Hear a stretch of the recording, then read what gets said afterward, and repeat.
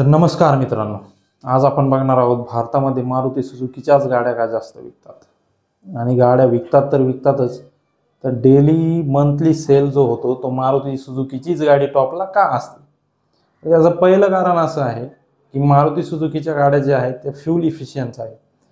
म्हणजे तुम्हाला या गाड्यांमध्ये ॲव्हरेज चांगलंच मिळतंय। तुम्ही कोणती पण गाडी घ्या, किती पण त्यांची मोठी गाडी घ्या, मारुती जेव्हापासून भारतात आलेली आहे ती पहिल्यापासून त्यांचं ॲव्हरेज कसं वाढेल यावरच काम करते।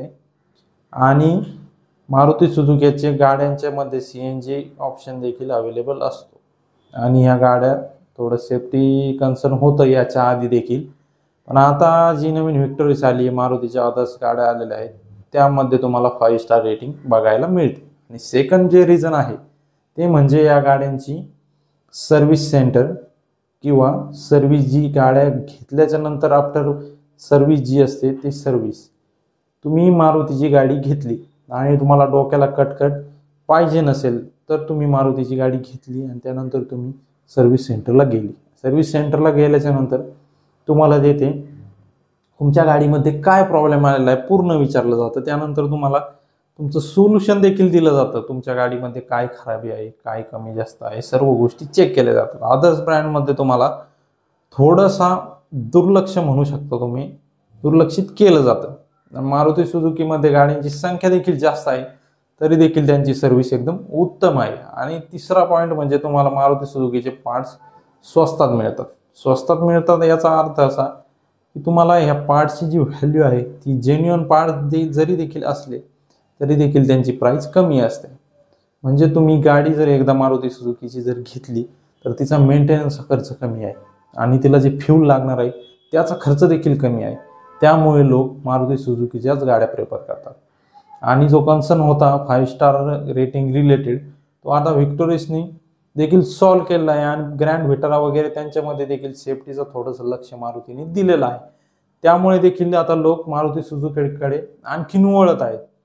आणि पुढचा पॉईंट म्हणजे मारुती सुझुकीमध्ये तुम्हाला खूप कमी पैशामध्ये म्हणजे 5 ते 5.5 लाखांपासूनच तुम्हाला ऑप्शन अवेलेबल होतात। आल्टो सगळ्यांना माहीतच आहे, आल्टो म्हणजे ती मिडल क्लास घरांमधली पहिली गाडी बऱ्याचशा घरांमधली आहे।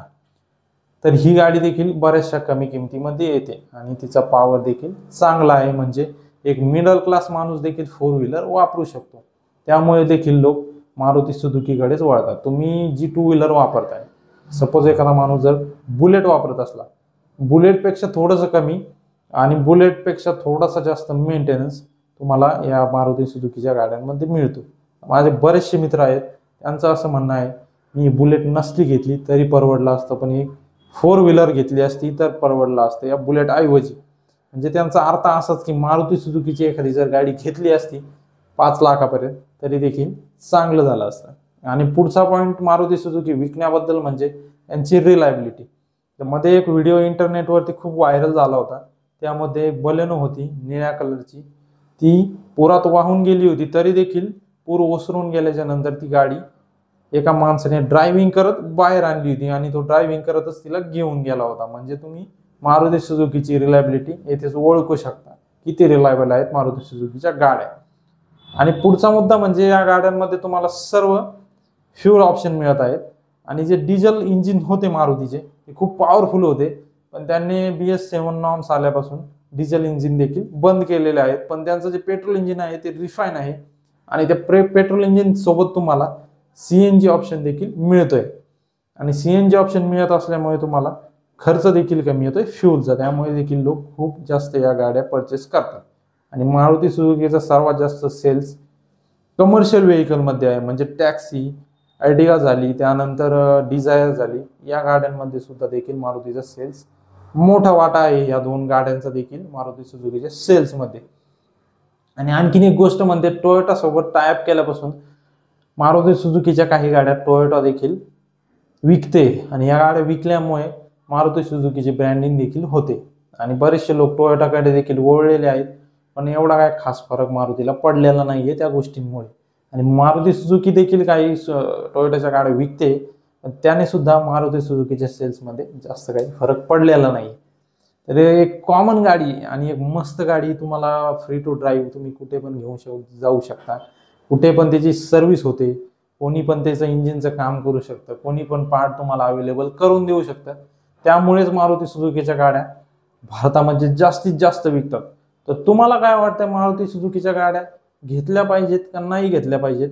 आणि तुम्हाला जर वाटत असेल घेतल्या पाहिजेत तर कोणते कारण आहेत ते त्याच्यामुळे गाड्या घेतल्या पाहिजेत, तर ते कमेंटमध्ये नक्की सांगा. आणि आपण असेच नवनवीन ऑटोमोबाईल रिलेटेड व्हिडिओ आपल्या चॅनलवरती अपलोड करतोय. पण आपले मराठी जे व्ह्युअर्स आहेत ते व्ह्युअर्स आपल्याला सपोर्ट करत नाहीत. तर प्लीज तुम्ही या चॅनलवरती आलेला असाल तर या चॅनलला सबस्क्राईब करा आणि हा व्हिडिओ पूर्ण बघा. आणि आपले जे बाकीचे व्हिडिओ देखील आहेत त्यामध्ये देखील आपण खूप मेहनत केली आहे, गाड्या रिव्ह्यू केले आहे, ते देखील तुम्ही बघा. आणि आपलं इंस्टाग्राम पेज देखील आहे याच नावाने, DDIS मराठी नावाने, ते देखील जाऊन तुम्ही फॉलो करू शकता आणि त्या देखील रील्स बघा आणि लाईक करा. तर धन्यवाद मित्रांनो.